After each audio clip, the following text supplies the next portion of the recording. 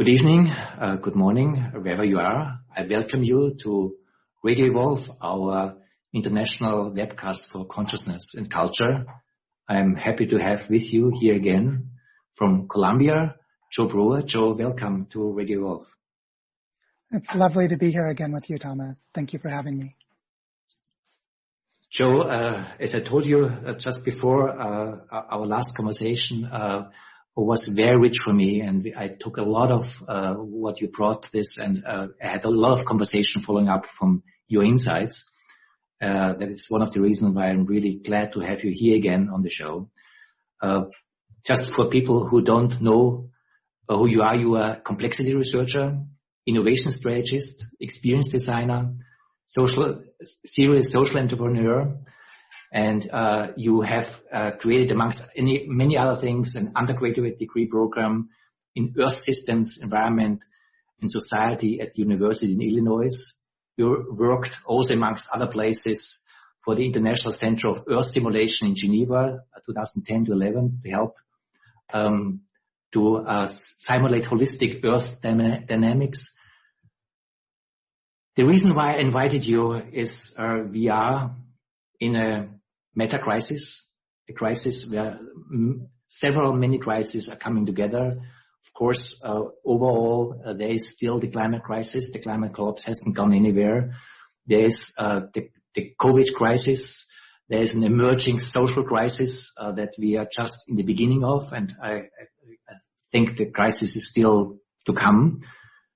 And the question right now, it seems that since the COVID crisis, something fundamentally has changed. And we are still in the process of finding out what has changed, or if it's even true that something fundamentally has changed. And I would like to ask you, what are your perspectives on this culmination of crisis? How would you assess where we are right now as a global society? And very simply put, where to go from here? I know a huge question, but I'm sure we find our way through this question somehow, and I'm sure we won't be able to answer it all, but I'm very curious to hear your perspectives. So thank you. I think the question is appropriate because the scale of our challenge requires us to have thinking at the same scale. So the question is very well put. And one thing I want to say is that while it feels like a lot has changed, there's something very important that hasn't. And that is that humans have had a process that I call runaway cultural evolution.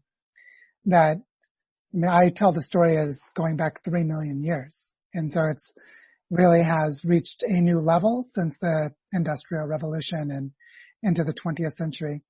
But what we're seeing now with these disruptions and crises is a completely predictable and understandable set of consequences to that globalized pattern.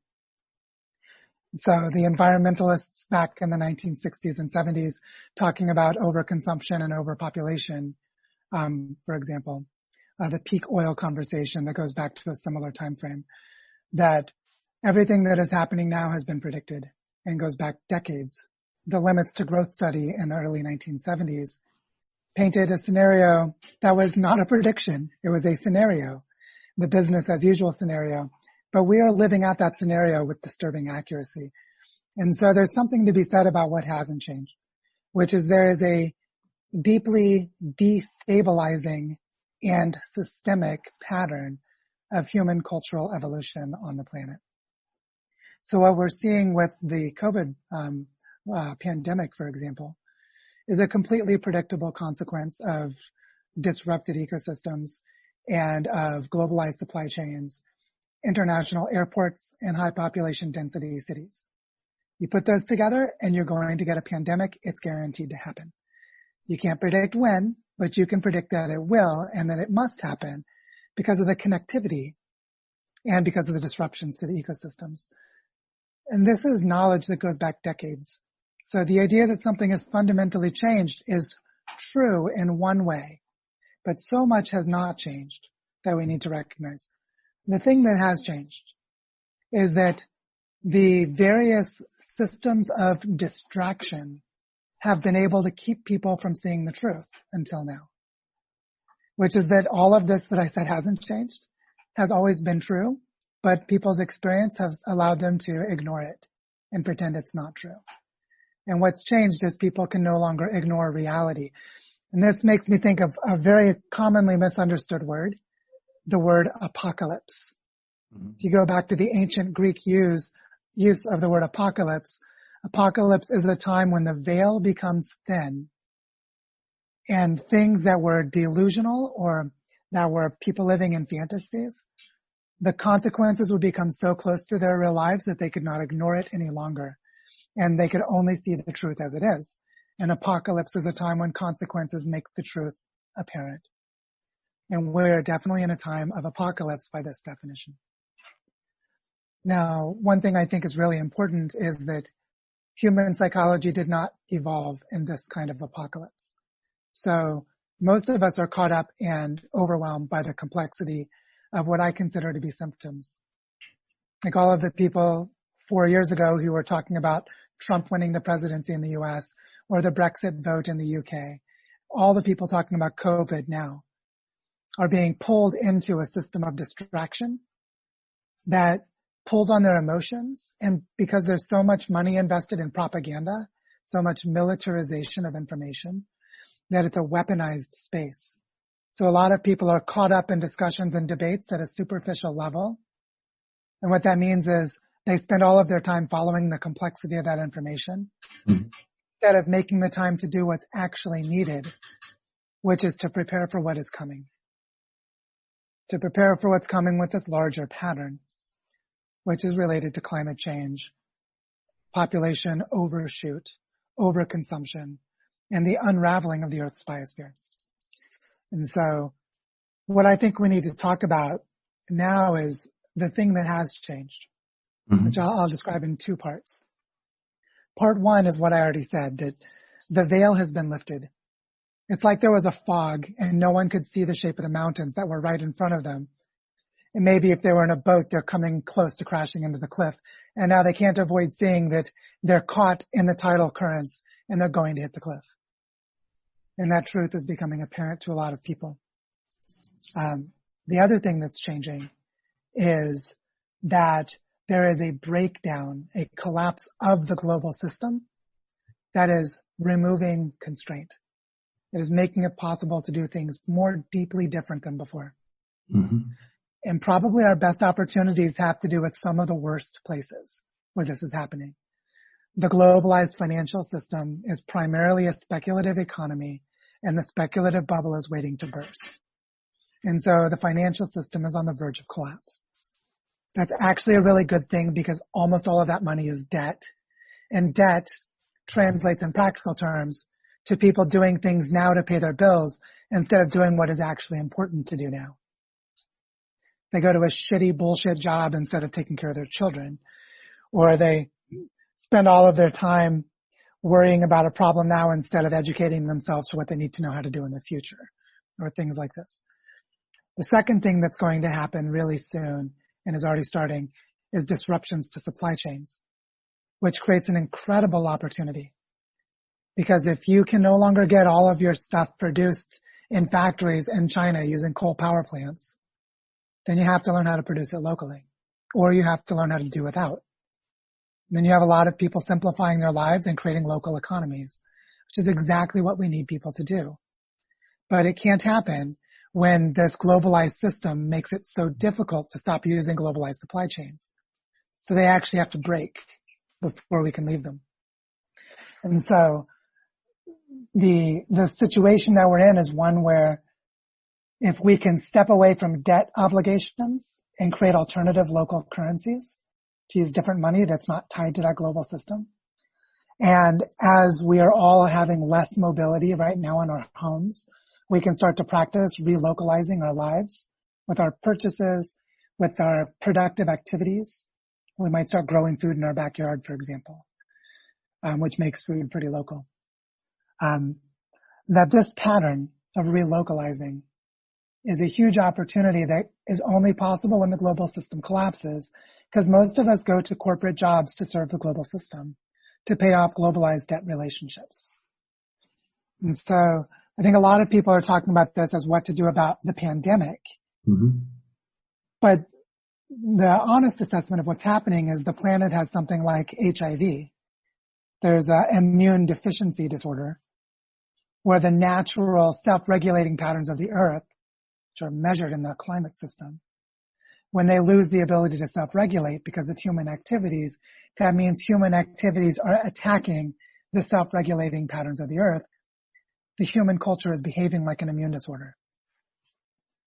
The problem with immune disorders is that the body sends its energy and nutrients in the form of platelets, antibodies that it generates. It basically tries to deal with wherever the pain is.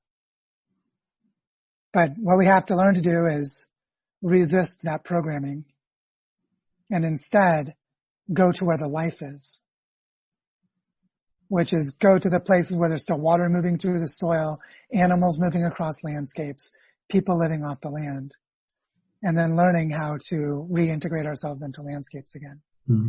And that's something we can elaborate on through the rest of the conversation, but I hope this begins to set some context. Yeah. I understand, and I also understand that you're pointing out this is the place where to go now.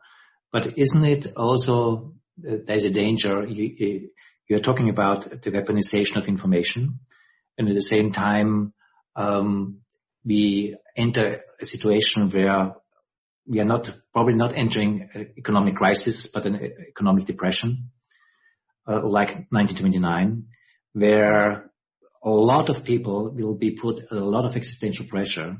And usually that does not help us to evolve and have a bigger perspectives, but usually it pushes us to have to look for simple solutions. So the combination of that, there's a chance that the conversation will also not evolve but devolve in this situation. First, do you see this danger?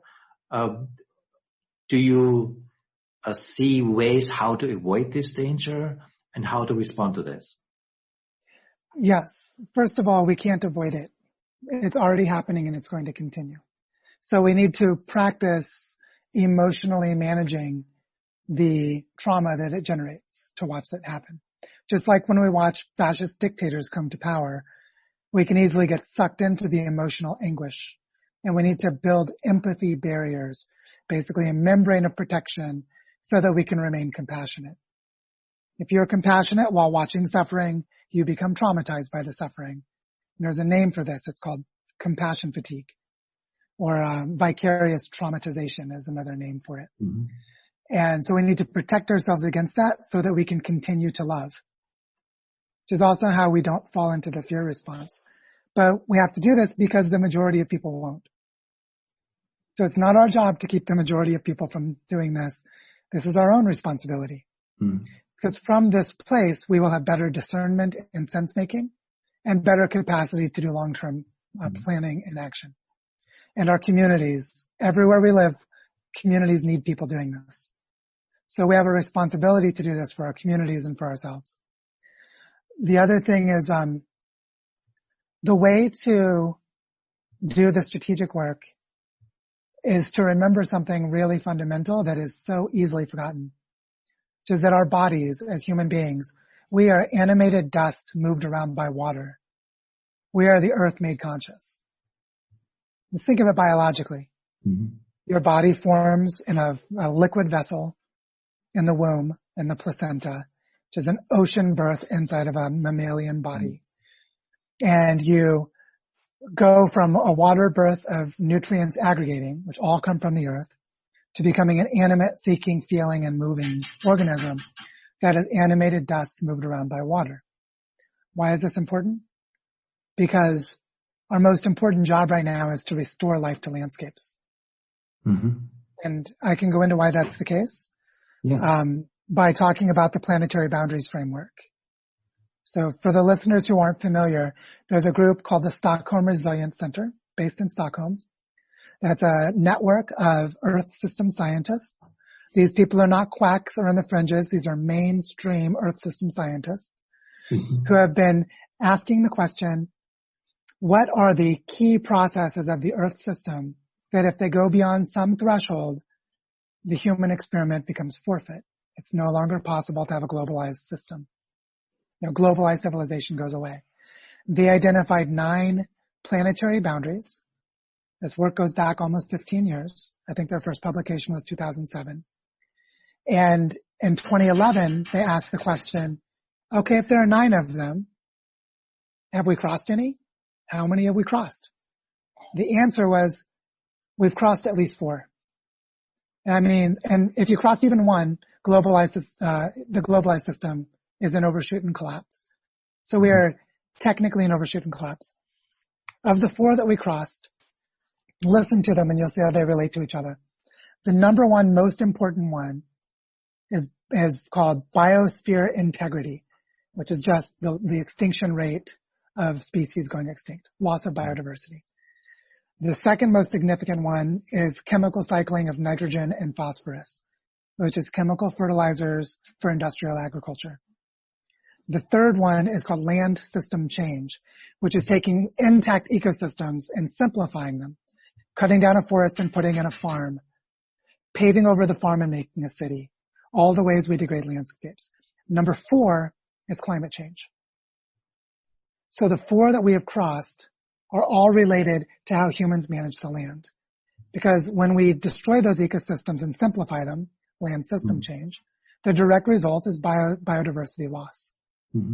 We do that so that we can spread chemicals across the thing, because as we're killing the system's living properties, we have to boost it with synthetic fertilizers, which is poisoning all of our waterways. And all of this, what are the 2 main drivers of climate change? Fossil fuels and land use patterns like deforestation. And so the fossil fuels we use to cut down those trees and dig and cut off the tops of those mountains, to synthesize and produce those chemicals, to deliver them by transport, to grow our food, that whole integrated pattern is what's causing the destabilization. And it's all grounded in the management of landscapes. So if we change the way we manage landscapes, we can change all of them at the same time. We can work to bring forests back, to store water effectively in the ground, to have food production that doesn't use synthetic fertilizers, and all the while building up carbon that is embodied in the ground and in those ecosystems, which pulls it out of the atmosphere. So all 4 of those key problems are related to the management of land. So I'm not just saying this as like, go back to the land and grow your own food to survive. What I'm saying is take a holistic ecological point of view of what a healthy landscape is and integrate your entire life into it. And to the extent that you do that, you will become part of healing the earth rather than destroying it in the midst of this collapse pattern. Interesting. Listen to you. Something came to my mind because what you were bringing was in the midst of the conversation before COVID-19 hit us as a global event. We were very aware that there is a climate change crisis, and the climate change crisis was the main conversation. The conversation has shifted right now. Fridays for Future movement is not in the headlines of any media right now. We are talking healthcare systems. We are talking virus pandemic management, and we are talking about an unbelievable economic breakdown. You were saying this landscape managing is a response to all of that. But is there a way to find a communication where this can be linked up? Because as the conversation goes right now, it's not linked up at all. And it seems there is an overlay of conversations. And I don't know if this is an overlay for the next 2 weeks, for the next 2 months, or the next 2 years, that seems to prevent us to look what the root source, even of, as you described, that even the pandemic has an ecologic foundation, if you look carefully. But this is not the conversation right now. There is also a crisis that is in the midst, or even at the center of this crisis, which is the crisis of meaning making. And a crisis of meaning making, which is also related to the breakdown of the meaning making systems of modernity since the Second World War, the big media houses, the big media companies, the social media reality, the viral reality of communication and also of meaning making. In this crisis of meaning making, how do we find a path for the conversations that are important? Something that I want to talk about here that's really important to learn about for other reasons has this specific application as well. What I want to talk about is permaculture. Because if you go back to the writings of Bill Mollison and others David Holmgren and others, that helped create this idea of permaculture, which is basically indigenous land management rediscovered and reinvented. And permaculture, as the founders would say, permaculture is not a set of practices, it's an ethic. And the ethic is to stop, center yourself, observe the patterns of life around you. From the awareness of that, of watching the patterns, you start to open up your emotional connections to them. You start to care about them. And then from that place of caring, somewhere, whether it's stated or not, is a feeling of the sacred. And from that place of the feeling of the sacred and being aware of the patterns of life, you can then begin to live in an ethical way related to it, which is what permaculture is. Permaculture is that way of living ethically in the context of feeling yourself as part of a living system. Why is this important now? Because the response to the pandemic is embedded in all of the layers of meaning making that you just described. Social media, corporate media companies, weaponized propaganda, the kind of Neolithic and ancestral emotional responses humans have. We didn't evolve in this kind of information context, so we're not very good at making sense within it, and so on, right? That if we can slow down and pay attention to what is immediately around our bodies, what is in the place around us, then we'll start to notice where there is life and where there's not. So I'm going to make this concrete for you because my family has moved to Colombia. We've been here about 6 months now. And I want to explain why we moved here so you can see that we were doing exactly this kind of sense making before the pandemic.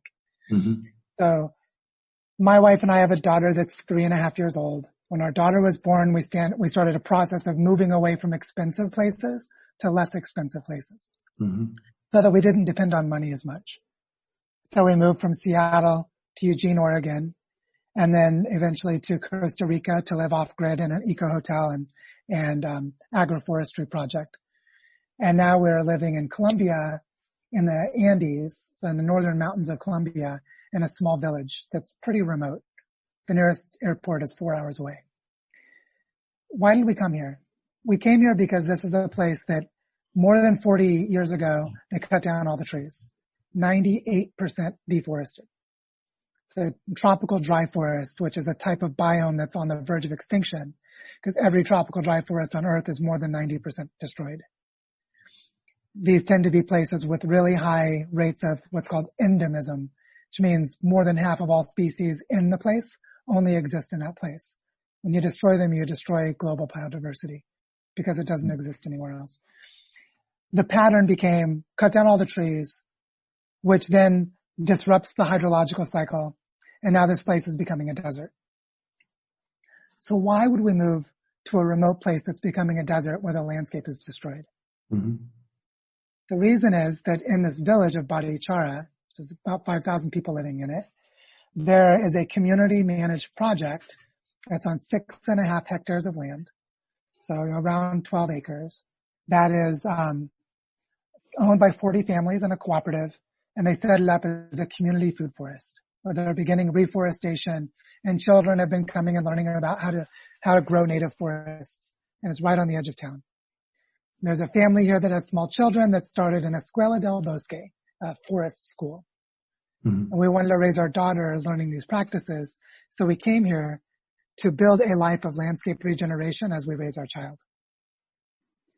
So we picked a place that was disconnected enough from the global system that if the global system breaks, we could do our work in relative isolation. Mm-hmm. And our work is to bring the landscape back to life. Mm-hmm. Now, when the pandemic hit, because of this place being so beautiful and remote, has a strong culture of local craftsmanship, it's a tourist destination. So mm-hmm. tourism stopped and the local economy immediately collapsed. The response to the pandemic was to destroy the local economy. Immediately. They turned off tourism. That's 40% of the revenue or more for this place. All the hotels and restaurants shut down and the economy disappeared. In a matter of a week, it was gone. And because of delayed recovery effects, it's going to be 1 to 2 years minimum before the tourism could come back here. So our biggest problem is not that tourism went away. Our biggest problem is that we don't have enough water and there's no longer topsoil. And so if we can't depend on the globalized economy, we don't have enough capacity to grow food here or to have drinking water. Mm-hmm. So our real problem is water and food security. Mm-hmm. Everyone in the town is talking about tourism. And so right here is the meaning-making problem. See, it's right here. Look around the landscape, you'll see there's not enough water. We're now rationing water to 3 days a week for 3 hours at a time from the public utility that provides water that is not safe to drink, and everyone filters it in their homes to make it drinkable. Mm-hmm. Everyone complains about the water. We all know the water is problem number one. But you have to stop and look around to see that everyone is concerned about the water, and the water is the real problem. Mm-hmm. So this way of stopping and listening and paying attention to the living system around us, it will immediately tell us the truth. Immediately. And that's what we all need to do to see what needs to come from here. I'm very struck by what you said because my question was a question about the global meaning crisis. And it's of course related to global communication, global economy, and the global media reality. And you went to permaculture, and you went with permaculture, also describing how the pandemic hit you in your village in a way which made obvious that the primary problem is not tourism but the water.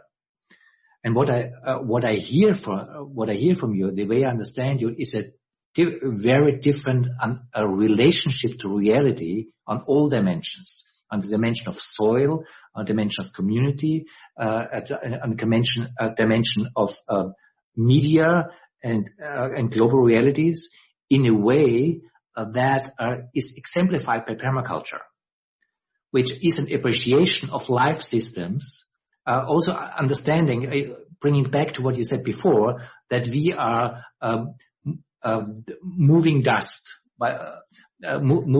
moved by water, and appreciating this earthbound reality or roots that we are and come from, and that everything comes down to in the end. In a moment of crisis also creates this reality in a way that you otherwise easily forget that in the end it's about your relationship to soil, food, water, earth, sun. What is the foundation of everything? It's also the foundation of global media in the end.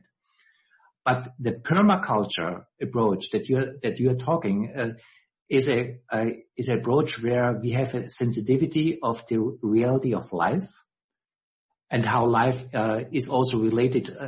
This is the other part that you brought into landscape, because we are embedded in landscapes, and our sensitivity for this, how we relate to environment, to landscapes relate to landscape, is something that we don't control and we cannot manage on a global scale.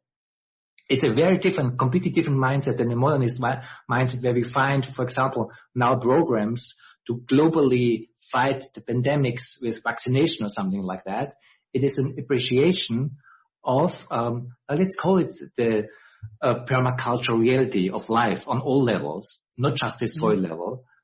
And if I understand you right, appreciating this is also where we have to go to find answers how to overcome and go through this crisis? Is this kind of the direction that you are going? Because I see a very different picture arising when I just follow you with this, let's put it very simplified, permaculture somehow is also the answer in a way of different looking at reality in a permaculture way. Yeah, I think you've described it really well, because what happens when we start to become sensitized to our immediate context, we're going back to something very ancient. And, William James in 1890 wrote a paper. For those who don't know, William James is considered to be one of the founders of psychology as a science, like making psychology scientific. And he's also a founder of the field of phenomenology in philosophy. So a very important historical thinker. And what William James wrote about in 1890 was how the nervous system and the brain and nerves and spinal cord of vertebrates, with those that have brains, how they gain the ability to modify their behavior by changing which information comes into their body. And they can change which information comes in by changing their behavior. So there's this interesting set of feedbacks of what information I take in changes my behavior, but then as I relate to that information, I change my behavior, which then alters the kind of information that I can take in. So here we're talking almost 1.5 centuries ago is a pattern of all living systems. That information flows through an organism by taking in information and having a behavioral response. And then having a way of using the behavioral response and the information to create a feedback loop to then learn. So learning becomes the pattern of changing the behavior based on what happened in a previous feedback loop. This became the foundation of behaviorism in the mid-20th century in psychology. And so you can see this is a really foundational idea. When we take that idea and connect it with what we were talking about with permaculture, what we see is that we realign our behavior so that we take in different information. And by taking in the different information, we alter the landscape of possible behaviors, because our behavior response arc is now different. So it's very important to center ourselves and be calm and have an openness. Receptivity is a really important word here. We have to open our receivers. And then we have to take the time to make sense of what we see. Like, is water scarcity really a problem where I live? Or is it not? So, for example, there's a pattern I've been watching because I studied atmospheric science a long time ago. Where we're living is on the top of a plateau. The plateau is deforested. There are rivers on 3 sides. The biggest river is to our west. From that river, there's a mountain range that makes enough clouds that there's a tropical rainforest on the other side. We're in what's called the rain shadow. All of the rain falls on the other side and the dry air comes over, and we're in the place where there's no longer moisture. The mountain lifted it and used it up. But at the river in the bottom of the valley, there's moisture. So sometimes in the early morning, I go up on the plateau and look over the cliff, and I see a line of fog that forms directly over the river. And then it starts to make a cycle, a circular pattern vertically that lifts it and pushes it out and brings that water up to the cliff and up to the top of the plateau. And the whole thing lasts about an hour. Doesn't happen very often. But when I see it, what I'm noticing is it's not that we don't have water. It's that we don't have connective patterns of water. This landscape is drying out because the relationship between the mountain and the valley and the river and the clouds and the forest that used to be here, those connections are broken. There is enough water here, but it's not being circulated well. And so I have to look at these systemic patterns to be able to see what to do. So it's not just about being aware that there's water scarcity in the town. It's also the ability to go slow enough. And we've been here 6 months and I've seen this fog pattern 3 times. It's probably happened more, but there have been 3 times that I've gone out in the morning and seen it. Took me 6 months to see it 3 times. So I'm taking my time. I'm going slowly. I'm learning how to bring the water back into the land, which will probably take me 10 years. Because that 10 years isn't just observing it conceptually. I'll be able to start experimenting soon. I see a pattern. Is that pattern real? Let me take an action and see if the pattern responds. And so I have to co-create with life, and that takes time. So this way of slowing down and making sense of things differently, it changes meaning around what is the real problem, but it also completely changes the learning process. Say more. How does it change the learning process? Well, I'll show you two things because I'm sitting next to them and it's good to have visual examples. The listeners won't be able to see this, but right here is the vining of a maracuya, which is the passion fruit. You'll notice it doesn't have any leaves on it. Mm-hmm. That's because there's a type of caterpillar, there's actually one down here in the bottom, that form into butterflies, and they've been eating up all of the leaves. So I could have removed the caterpillars or poisoned them or done something because I like to eat passion fruit. But instead I'm watching the pattern because I want to understand how the life system of that butterfly works. Mm-hmm. So by not taking action, I'm able to see. And then right next to it here, this is a type of tree that my wife is cultivating. It's a native tree called karakoli, is the local name. It's related to cashew. The cashew nut grows from trees like this. And there are some of these trees around, and my wife has gone and gathered the seeds, watching when they fall, and then went online and started researching how to cultivate them, and we're growing some karakolis. So we're growing native trees. So while we're not choosing to stop destruction, we're letting the caterpillars eat our passion fruit. Right next to it, 10 centimeters, 20 centimeters away, is a thriving baby native tree that these butterflies, these caterpillars are not touching. Mm-hmm. So you see how much I'm learning by not intervening. Mm-hmm. If I had intervened, I would have disrupted their behavior, and then I wouldn't understand them. Yeah. And so there's this very different way of learning. Yeah. Of course, you're talking about agriculture here, and permaculture is a primary agricultural model. But what you are talking about also is a different way of relating. Mm. And this different way of relating is a different way of how we grow our gardens and how we grow our fruits. But it's also a different way how we relate to our environment as a whole, including our industry, including our social relationships. And the difference that I hear you is a difference of in relationship looking for, let's say, supporting patterns, and being very aware of life, how life forms, and be in collaboration with life, versus an engineering consciousness that tries to basically have a concept like with your little tree, where of course there are many ways basically how to get rid of a caterpillar, and to some degree it works. But as I understand you, there are underlying ways how we deal with the globe ongoingly since centuries that creates maybe a field where we don't have caterpillars anymore and we grow the fruits, but the price that we have to pay is mounting up. And part of the ecological crisis that you're describing when you were describing the study before is related to this particular relationship that you showed in your garden. But we are not only living in our garden, but we're living basically on this whole globe. And is this the difference that you're describing, and also how we can see with all the culmination of crisis a very different relationship, how we in the end relate to Earth as a whole, and with Earth, of course, meaning society, meaning our social realities, meaning our political, meaning our financial realities, but also seeing this as being part of this Earth reality that we have created. Yeah, what I see is something inevitable happened that most of us aren't ready to accept. And the thing that was inevitable, I'm going to go back a bit in history and then I'll come back to answer your question with the story, is humans separated from our other primate ancestors about 6 million years ago. So if you look at humans and chimpanzees, for example, we share a common ancestor 6 or 7 million years ago.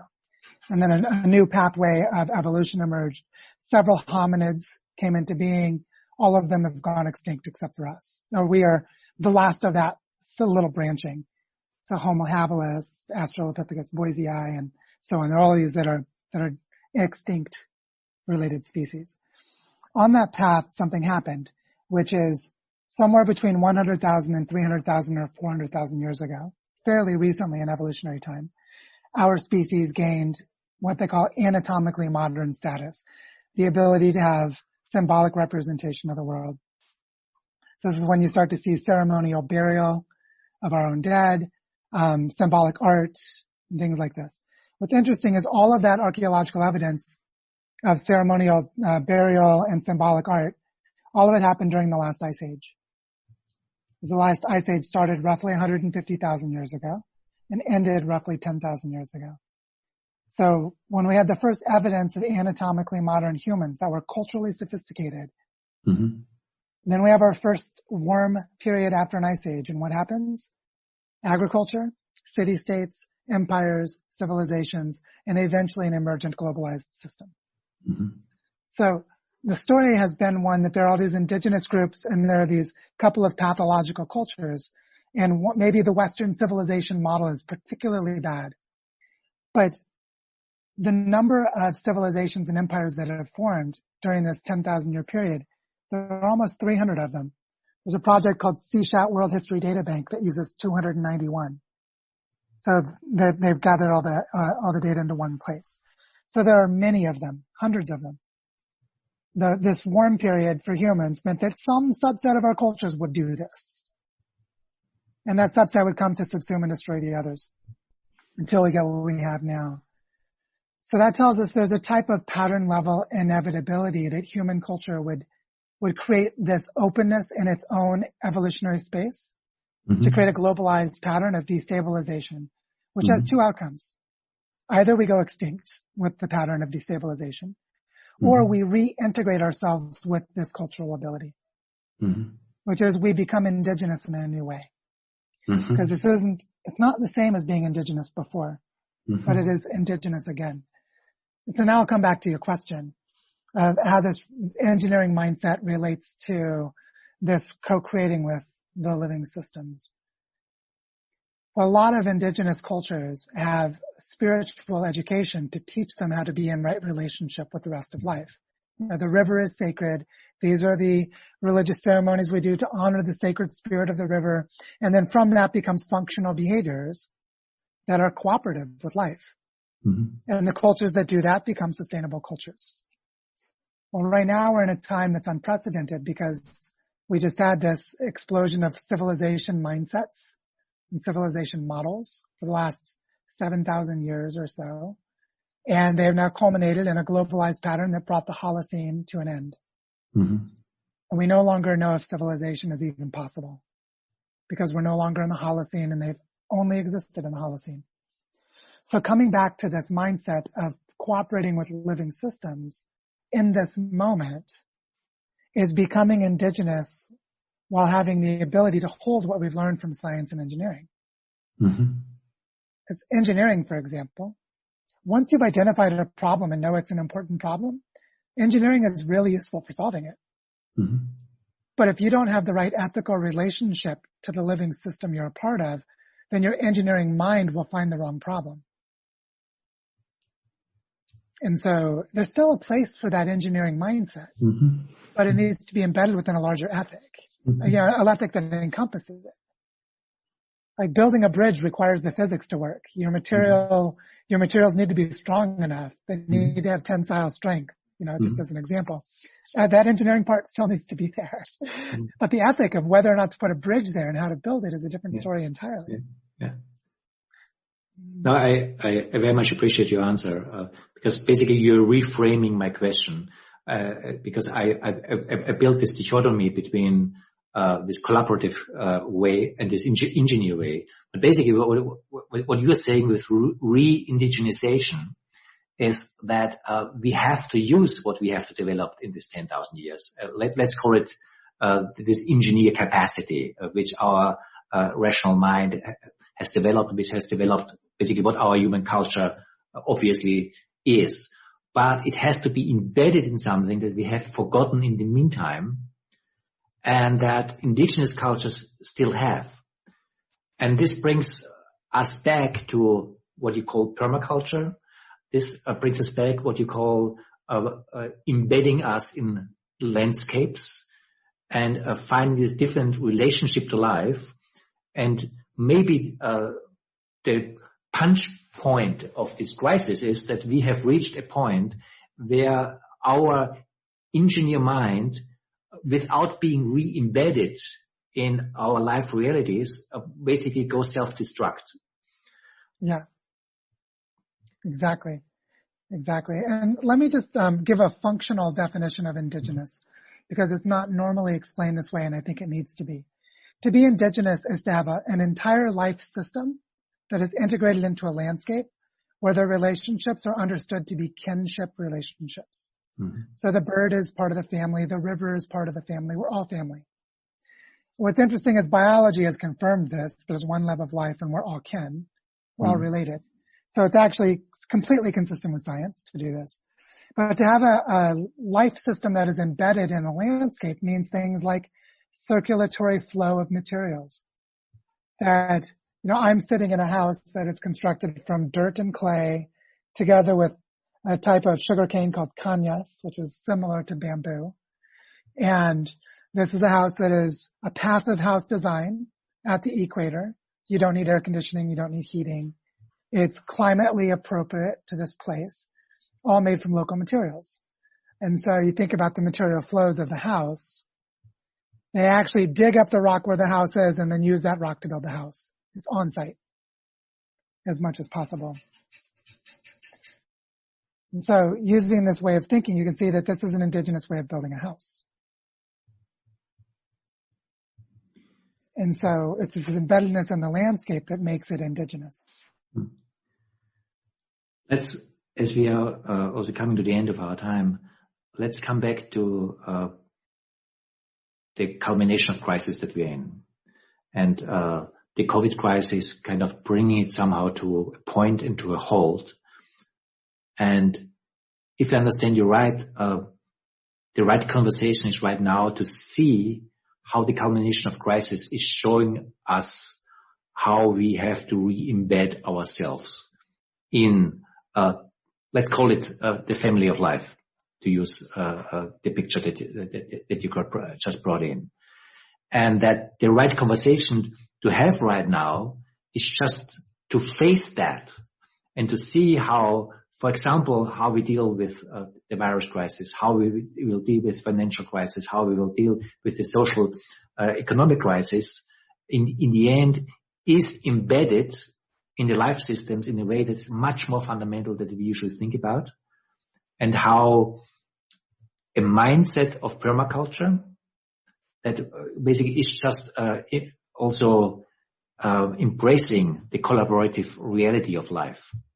And how life is not something that can be constructed in a way, but it's always working in a collaborative way anyway, in any kind of landscape. That this is the conversation that also finds the answer of the whole set of crises that we're in at this moment. Yeah. The other thing to say about this that builds on everything you just said is we go to the degraded places to bring life back. So my family moved to a place that is becoming desert because all the trees were cut down. And we're growing native trees. And our main purpose in growing these trees is not actually to regrow the forest. Mm-hmm. It's to create social norms for our daughter and for the other children in this town, for them to see that the grown-ups bring the forest back. One of our goals, and this is something, just if anyone listening is a parent, has children, imagine this. My wife and I have two goals for our daughter's upbringing. We want our daughter to believe it's completely normal to bring a forest back to life. And we want during our daughter's childhood, we want her to experience a dead river coming back to life because humans stewarded it. So that by the time she's, instead of graduating high school and says, I did well in chemistry, I got A's in calculus, she says, I know how to bring rivers back to life. And this is something that is entirely possible. There are actually lots of examples of large-scale ecological restoration. Go watch the video on YouTube, Regreening the Desert, about the work of John Liu, and you'll see several examples of it. So it's completely possible to do, but it's also completely outside of most people's imagination. They have to bring it into their imagination. Because most parents don't know that they could teach their children how to bring a river back to life. It just happens that we know this, so that's what we're doing. Yeah. And I think it's also quite obvious how this is a lesson that is a lesson for us to learn right now out of many reasons in many different dimensions. Joe, thank you so much for this conversation. It's an honor and a pleasure.